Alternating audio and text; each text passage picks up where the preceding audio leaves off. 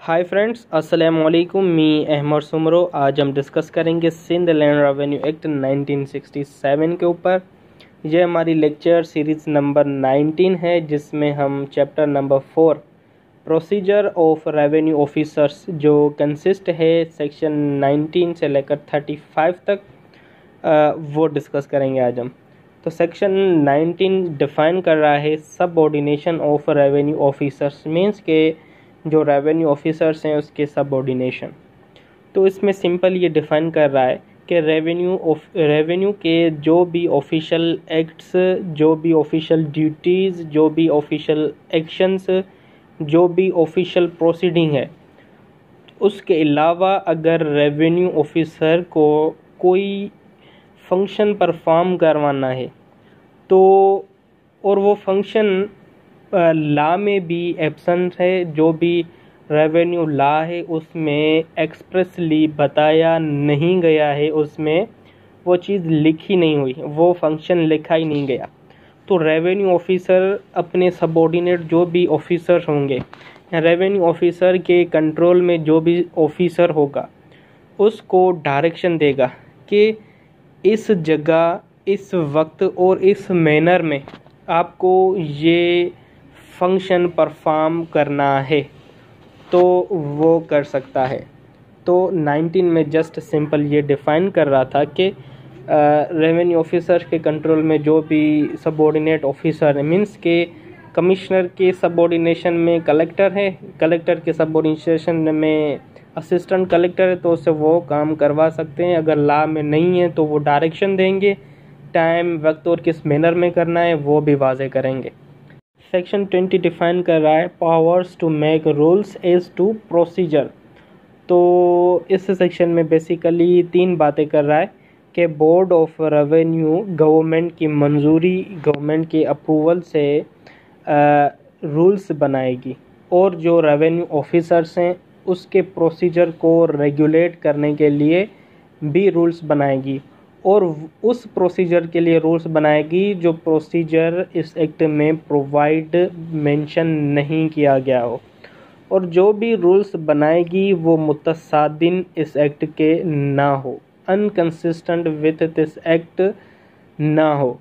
Number 2 ये बात कर रहा है कि बोर्ड ऑफ रेवेन्यू अपना अख्तियार इस्तेमाल करते हुए, प्रोसीजर को फॉलो करते हुए, अगर कोई बीच में रुकावट आ जाती है तो उसके मुतल्लिक, मीन्स के जो बेदखली के ऑर्डर्स हैं, इजेक्टमेंट के ऑर्डर्स को फॉलो करवाने के लिए, या तो इमूवेबल प्रॉपर्टी की डिलीवरी ऑफ पोजीशन करवाने के मुतल्लिक जो है रूल्स एंड रेगुलेशन बना सकती है।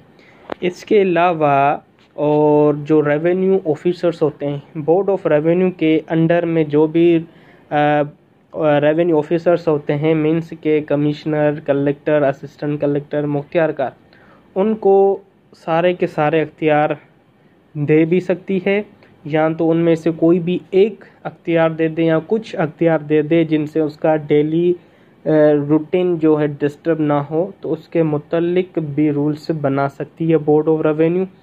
या तो अगर रेवेन्यू ऑफिसर्स के पावर्स या कोर्ट की कंटेम्प्ट होती है, तजलील की जाती है, या तो उसके पावर की मज़ाहमत की जाती है, तो इससे मुतल्लिक भी board of revenue rules and regulation बनाएगी। और इसके अलावा जो सिविल कोर्ट है, अगर वो कोई एग्जीक्यूशन की डिग्री पास करती है, कहती है कि भाई ये आपका कंसर्न्ड जो भी रेवेन्यू ऑफिसर्स होगा वो इस डिग्री के ऊपर एग्जीक्यूशन करवाएगा, जो भी इजेक्टमेंट है का ऑर्डर हुक्म दिया गया है वो भी एक्सरसाइज करेगा, और जो डिलीवरी ऑफ पोजीशन किसी भी प्रॉपर्टी की है उससे मुतल्लिक भी वो डिग्री को एग्जीक्यूशन करवाएगा। तो बोर्ड ऑफ रेवेन्यू इस चीज़ के लिए एक अच्छे रूल्स एंड रेगुलेशन बना सकती है जिससे कोई डिस्टर्ब ना हो और एग्जेक्टमेंट आसानी से हो जाए, डिलीवरी ऑफ पोजीशन भी बआसानी हो जाए। तो इस मुतल्लिक भी board of revenue rules and regulation बनाएगी। नंबर 3 इसमें ये लास्ट बात कर रहा है कि इस सेक्शन के तहत जो रूल्स बनाए जा रहे हैं, तो रेवेन्यू ऑफिसर जो है अपना उसके पास कोई भी केस चल रहा है या कोई ऐसा केस इस एक्ट के तहत जिसे रेवेन्यू ऑफिसर को अख्तियार दिया गया है, वो अपने सबऑर्डिनेट जो भी रेवेन्यू ऑफिसर होगा उसको वो केस रिफ़र करेगा और कहेगा कि आप इस केस के ऊपर इन्वेस्टिगेशन करें और एक रिपोर्ट बनाकर भेजें। तो रिपोर्ट बनाने के बाद जो रेवेन्यू ऑफिसर होगा वो जो कंसर्न्ड पार्टीज़ होंगी उस केस में उन दोनों को सुनेगा, उन दोनों को अपॉर्चुनिटी देगा कि आप अपनी अपनी स्टेटमेंट अपना अपना मसला बताएं, उसके बाद वो डिसीशन लेगा। तो बेसिकली ये कॉन्सेप्ट था सेक्शन 20 का। Section 21 persons by whom appearance and application may be made before and to revenue officer। Section 21 में बेसिकली दो बातें कर रहा है कि कौन सा शख्स रेवेन्यू ऑफिसर के पास अपीयर हो सकता है और एप्लीकेशन जमा करवा सकता है। नंबर 1 ये बात कर रहा है कि अगर किसी भी शख्स को रेवेन्यू ऑफिसर के पास अपीयर होना है, एप्लीकेशन जमा करवानी है या उसके सामने कोई एक्ट करना है, तो इस एक्ट के मुताबिक वो पार्टी खुद अपीयर भी हो सकती है, एप्लीकेशन भी जमा करवा सकती है, या तो उसका कोई अथोराइज्ड एजेंट हो या लीगल पिटिशनर या वकील हो, वो भी मुकदमा चला सकता है, अपीयर हो सकता है, एप्लीकेशन जमा करवा सकता है।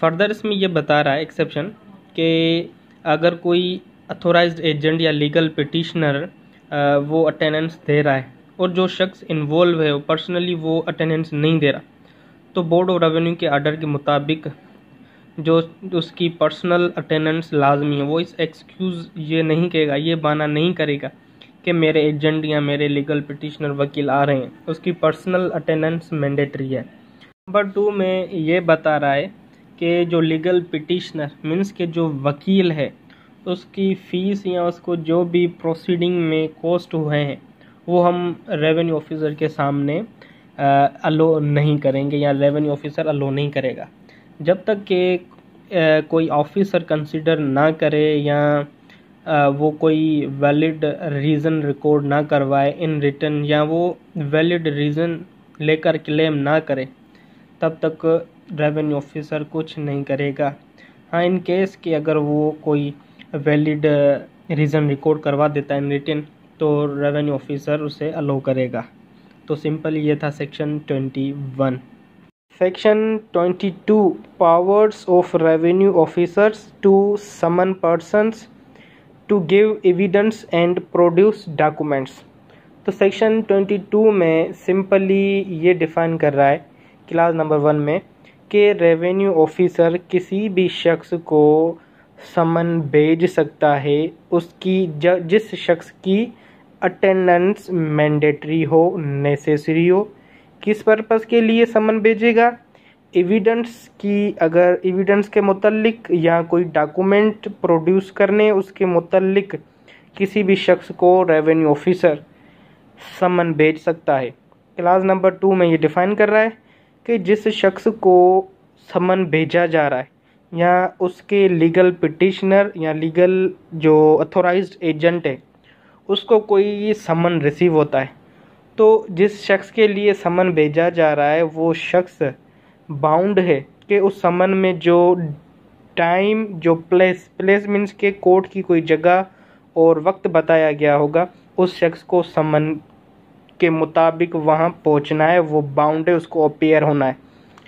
फर्दर इसमें एक एक्सेप्शन बता रहा है कि code of civil procedure means के सीपीसी के सेक्शन 132 और 133 के तहत किसी भी शख्स ने एग्जेप्शंस ली हुई है, तो इन केस वो समन पे अटेंड नहीं होता, समन पे नहीं आता, तो इस सेक्शन के तहत उससे कुछ भी नहीं कहा जाएगा क्योंकि उस शख्स ने सीपीसी के तहत एग्जेप्शन ली हुई है। क्लास नंबर 3 में ये बता रहा है कि जो शख्स को समन भेजा जा रहा है वो उस समन को मानते हुए, उसकी एहतराम करते हुए वो जो है अपीयर होता है, और उस शख्स के लिए ये लाजमी है कि वो शख्स बाउंड है कि जो भी सच्चाई है वो बताए उस मैटर के मुतल्लिक, और जो भी स्टेटमेंट दे और जो भी डॉक्यूमेंट प्रोवाइड करे उस केस के मुतल्लिक सब सच्चे होने चाहिए, सब सच्चे होने चाहिए ना। और जिस डॉक्यूमेंट की, जिस स्टेटमेंट की रेवेन्यू ऑफिसर को रिक्वायर है वो प्रोवाइड करेगा। तो सिंपली ये सेक्शन 22 डिफ़ाइन कर रहा था। सेक्शन 23 डिफ़ाइन करता है summons to be in writing signed and sealed. तो सिंपली इसमें ये डिफ़ाइन कर रहा है कि जो भी समन भेजा जाएगा वो रिटन में होगा और उसमें जो इशू है, जो समन भेजने का पर्पज़ है वो भी लिखा होगा, डेट, टाइम, प्लेस और इशू क्या है, समन क्यों भेजा जा रहा है और कोर्ट में क्यों बुलाया जा रहा है आपको, वो इशू भी समन में मेंशन होगा। प्लस में उस समन के ऊपर रेवेन्यू ऑफिसर जो होगा, जो इशू कर रहा है समन, उसकी सिग्नेचर होगी। प्लस में सील किया जाएगा, मीन्स के ठप्पा लगा होगा। रेवेन्यू जो ऑफिसर भेजेगा वो कंसर्न्ड, उसका जो भी ठप्पा होगा उसकी सील लगाएगा।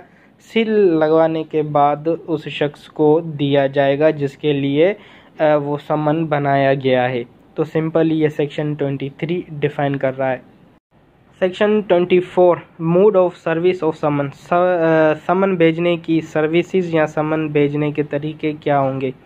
क्लास नंबर 1 में ये डिफ़ाइन कर रहा है कि समन रेवेन्यू ऑफिसर इशू करेगा और वो समन पर्सनली उस शख्स के एड्रेस पर ही भेजा जाएगा जिस शख्स से कोई चीज़ रिक्वायर्ड है या जहाँ पर वो शख्स रह रहा है उसको ही समन भेजा जाएगा। और अगर वो नहीं है, तो उसका एड्रेस नहीं है, तो इन केस उसके अथोराइज्ड एजेंट को भेजा जाएगा जो भी अथोराइज्ड होगा। और इन केस के उसके पर्सनली एड्रेस पर भी भेजा जा रहा है तो पर्सनली वो घर पर नहीं है, तो इन केस उसका जो फैमिली मेम्बर होगा, एडल्ट मेल फैमिली मेम्बर, वो भी समन को रिसीव कर सकता है। क्लास नंबर 2 में ये बता रहा है कि सबसेक्शन 1 के तहत जो सर्विसेज जो समन भेजे जा रहे हैं वो इफ़ेक्ट में नहीं आते या उसकी सर्विस को लेने से इनकार कर देता है, तो उस समन की कॉपी उसको इफ़ेक्ट्स के ज़रिए भेजी जाएगी।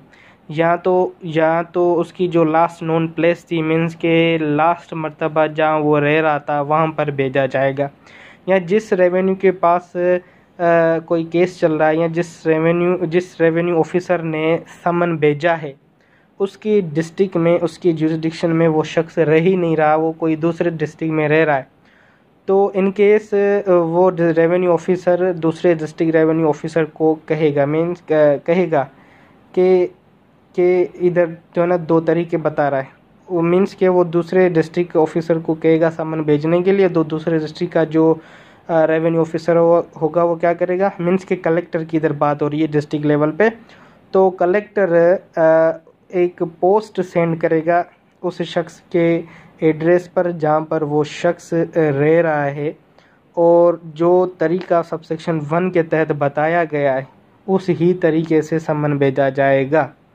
नंबर 2 ये बात कर रहा है कि अफेक्स किया जाएगा, मीन्स के समन की कॉपी उसको अफेक्स की जाएगी जहाँ पर कॉन्स्पिशियस जो प्लेस है उसकी या उसके नियर जो भी दे है, जो भी ज़मीन उसके नियर सिचुएटेड है वहाँ पर वो कॉपी अफेक्स की जाएगी। जो उसके करीब या नियर जो भी मशहूर जगह होगी वहाँ पर उस कॉपी की अफेक्स की जाएगी, या उसकी ज़मीन जहाँ पर है वहाँ पर उसकी कॉपी अफेक्स की जाएगी। क्लास नंबर 3 में ये डिफ़ाइन कर रहा है कि ऐसी नोयत की कोई प्रोसीडिंग हो जिसमें बहुत सारे लोग इंटरेस्टेड हों उस केस में, मीन्स के 200-300 लोग अगर किसी केस में इंटरेस्टेड हैं तो कोर्ट क्या करेगी, कोर्ट प्रैक्टिकली उस सब को कोर्ट में तो नहीं बुला सकती, रीज़नेबल नहीं है, तो कोर्ट क्या करेगी, उन 200-250 में से जो भी मेजर पार्टी होगी उसके बिहाफ पे नॉमिनेट करेगी, है ना। 200-250 जो लोग होंगे उन सब के बिहाफ पे जो है ना रेवेन्यू ऑफिसर कुछ मेजर पार्टीज़ को नॉमिनेट करेगी।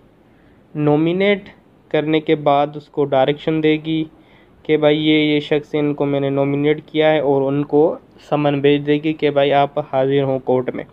और बकाया जो लोग होंगे उसका नाम अखबार में इश्तिहार कर दे देंगे। ठीक है, तो अगर वो शख्स इंटरेस्टेड हैं इंफॉर्मेशन देने में तो वो शख्स भी कोर्ट में आ सकते हैं, बट वो बाउंड नहीं है क्योंकि कोर्ट ने उन्हें समन नहीं भेजा। इश्तिहार दिया है अखबार में बिल्कुल, बट समन मेजर पार्ट जिसको भेजा है वो बाउंड है, वो लाजमी आएंगे। तो दूसरे जो शख्स अगर इंटरेस्टेड हैं इंफॉर्मेशन देने के लिए तो वो भी आ सकते हैं। क्लास नंबर 4 में ये डिफ़ाइन कर रहा है कि रेवेन्यू ऑफिसर जिस शख्स को समन भेज रहा है, इन एडिशन या इन सब्स्टिट्यूशन, वो किसी भी तरीके से समन भेज सकता है। बाय रजिस्टर्ड पोस्ट या बाय ईमेल भेज सकता है या बाय एसएमएस भी भेज सकता है। इन एडिशन या इन सब्स्टिट्यूशन किसी भी तरीके से रेवेन्यू ऑफिसर किसी भी शख्स को समन भेज सकता है। ये क्लास नंबर 4 डिफ़ाइन कर रहा है।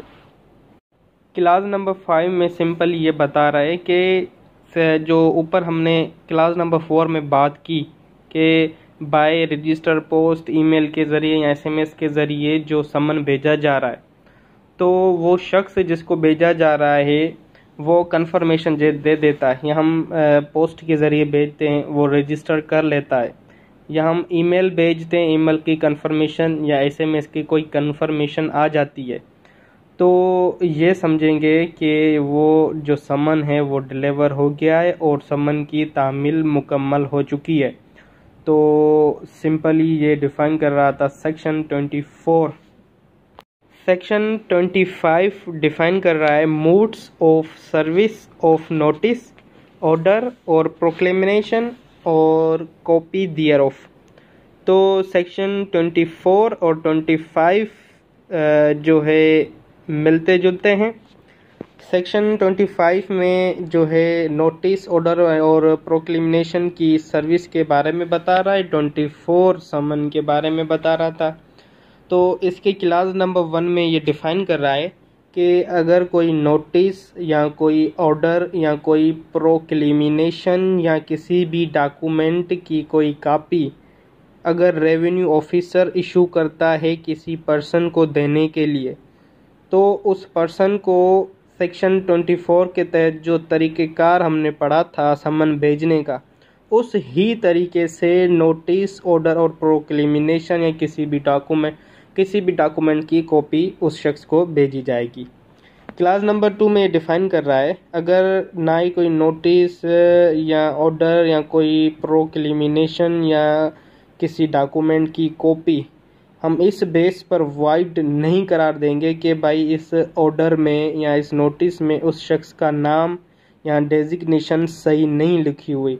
हाँ, जब तक कि कोई मेजर अनजस्टिस उसके साथ ना हो, अगर कोई मेजर मिस्टेक ना की गई हो, तो तब तक हम वाइड नहीं कहेंगे उस नोटिस को। मीन्स कि अगर उसके नोटिस में अगर कोई ऐसी मिस्टेक हो गई है जिससे उसके साथ अनजस्टिस हो रहा है, तो इस सूरत में हम उस नोटिस या ऑर्डर को वाइड कहेंगे।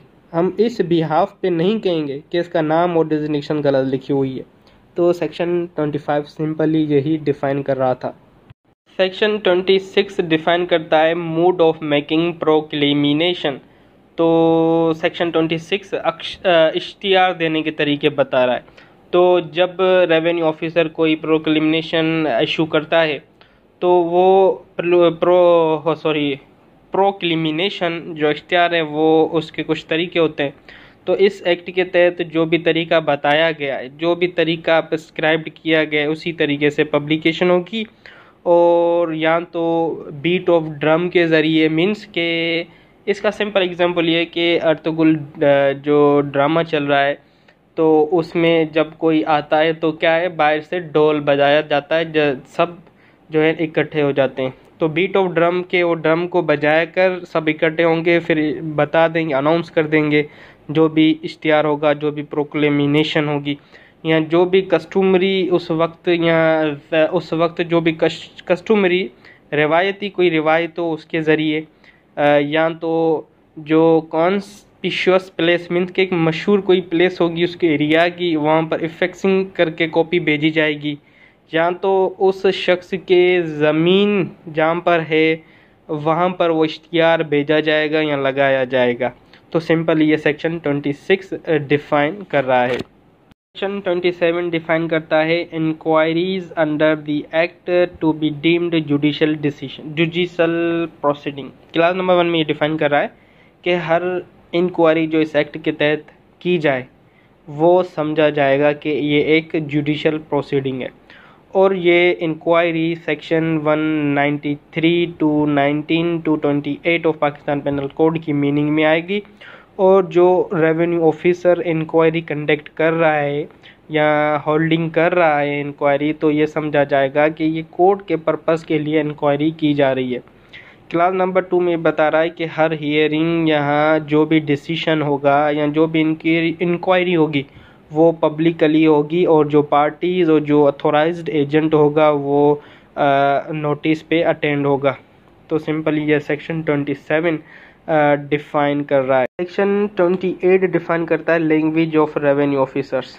तो रेवेन्यू ऑफिसर्स की जो लैंग्वेज होगी वो गवर्नमेंट अपने नोटिफिकेशन के तहत डिक्लेयर करेगी कि इस एक्ट के पर्पस के लिए कौन सी लैंग्वेज ऑर्डिनरी है, कौन सी लैंग्वेज अच्छी रहेगी, या तो प्रोविंस के लेवल पर या प्रोविंस को मद्देनज़र रख के एक लैंग्वेज ऑर्डिनरी लैंग्वेज जो स्पेसिफाइड की जाएगी कि इस प्रोविंस में ये लैंग्वेज ज़्यादा बोली जाती है, तो इस हिसाब से वो एक स्पेसिफाई कर दी जाएगी।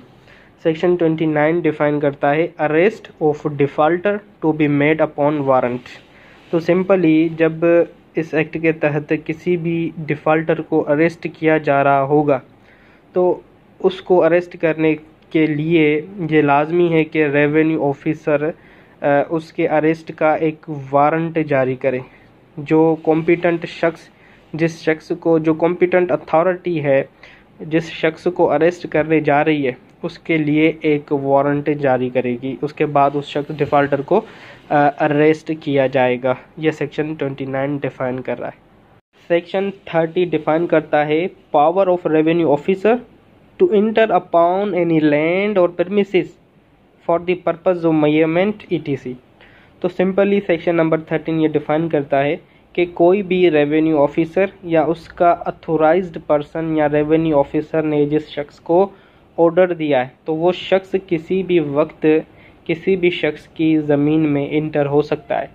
किस पर्पस के लिए? मेजरमेंट के पर्पस के लिए, डिमार्केशन के पर्पस के लिए, हदबंदी के पर्पस के लिए, फिक्सेशन के पर्पस के लिए, या तो कोई बाउंड्री या बाउंड्री मार्क की इंस्पेक्शन के लिए, या जो सॉइल होता है उसकी क्लासिफिकेशन के लिए, या असेसमेंट के लिए, या उससे मुतल्लिक दूसरा कोई पर्पस अगर ज़मीन से मुतल्लिक कई दूसरे पर्पस के लिए भी किसी शख्स की विदाउट परमिशन उसकी परमिसेस उसकी ज़मीन में इंटर हो सकती है। ये एक लॉफुल एक्ट है। या इस एक्ट के तहत या टाइम बिंग अगर कोई रेवेन्यू के मुतल्लिक लैंड या परमिसेस के मुतल्लिक कोई लॉ आता है उसके तहत भी वो कर सकता है, चाहे वो ज़मीन गवर्नमेंट की ही ना हो या तो प्राइवेट की हो, प्राइवेट इंडिविजुअल की हो, तो उनमें विदाउट परमिशन जा सकता है। जो जो काम मेंशन किए गए हैं या उससे मुतल्लिक ज़मीन के मुतल्लिक अगर दूसरे किसी काम के लिए भी वो एंटर हो सकता है रेवेन्यू ऑफिसर। फर्दर इसमें एक्सेप्शन बता रहा है कि अगर किसी ऐसे शख्स की परमिसेस में आपको एंटर होना है जहाँ पर वो शख्स रह रहा है, मीन्स के किसी भी शख्स के घर में आपको एंटर होना है, उसकी जुरिडिक्शन में एंटर होना है, तो सबसे पहले जो ऑक्यूपायर है उससे आपको कंसेंट लेनी होगी, उससे इजाज़त लेनी होगी।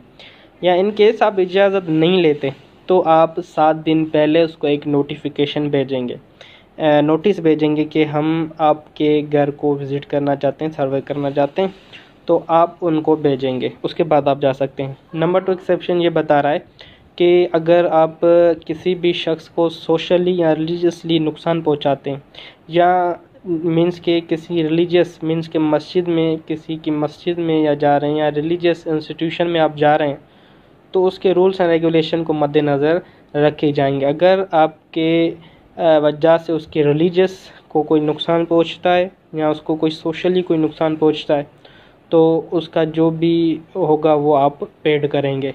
तो सिंपली ये सेक्शन नंबर 13 डिफाइन कर रहा था। उसके बाद आता है section number 31 place of sitting. तो इसमें क्लास नंबर 1 में ये डिफाइन कर रहा है कि assistant collector of first grade के अलावा कोई भी रेवेन्यू ऑफिसर अपना पावर्स एक्सरसाइज करते हुए अपनी जुरिस्डिक्शन में कहीं पर भी बैठकर फैसला दे सकता है। किसी भी जगह पर जाकर वो फैसला दे सकता है या जो भी मैटर होगा वो सुन सकता है उसकी अपनी जुरिस्डिक्शन में। नंबर 2 में ये बता रहा है कि जो असिस्टेंट कलेक्टर होता है वो भी assistant collector of first grade वो अपना पावर एक्सरसाइज करते हुए डिस्ट्रिक्ट के अंदर ज़िले के अंदर अपनी ज़िले की जुरिस्डिक्शन के अंदर किसी भी जगह वो डिसीशन फैसला या कोई केस सुनना चाहे सुन सकता है। तो सिंपली ये था सेक्शन नंबर 31।